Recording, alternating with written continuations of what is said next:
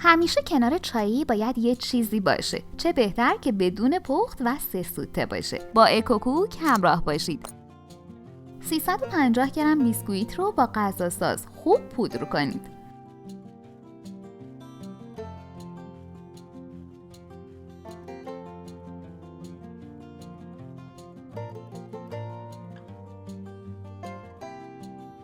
داخل کاسه بریزید. 2 قاشق غذاخوری پودر شکر و 4 قاشق غذاخوری پودر کاکائو اضافه و مخلوط کنید.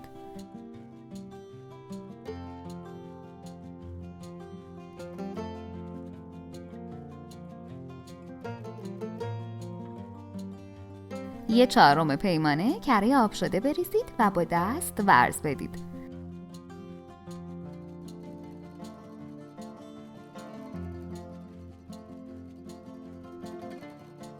سه 4 پیمانه شیر رو کم کم بریزید تا خمیر منسجمی به دست بیاد.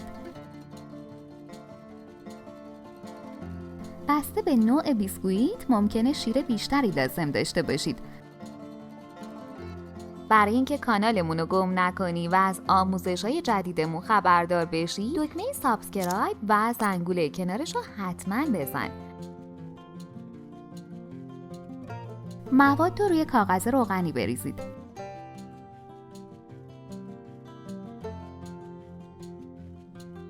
به این صورت شکل بدید و رول کنید.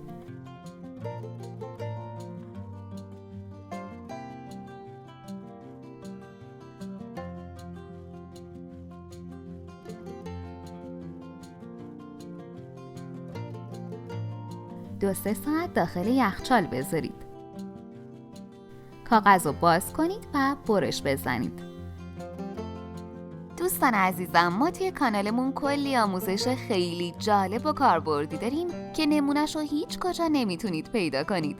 یه سر بزنید تا ببینید که چطور میتونید با مواد ساده و در دسترس کلی غذا و شیرینی‌های جدید و خوشمزه درست کنید. 140 گرم شکلات رو بنماری کنید یا داخل مایکروویو آب کنید.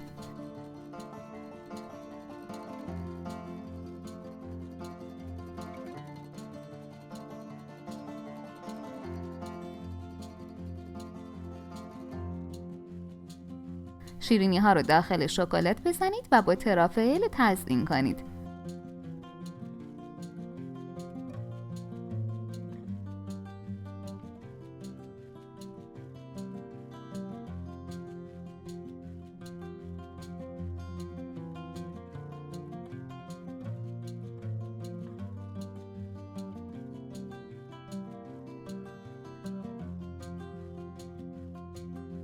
چند دقیقه داخل یخچال بذارید تا شکلات خودشو بگیره. نوش جان. اگه از این آموزش خوشتون اومد، باید بگم که ویدیوهای جالبتری هم توی کانالمون داریم که حتما باید ببینید.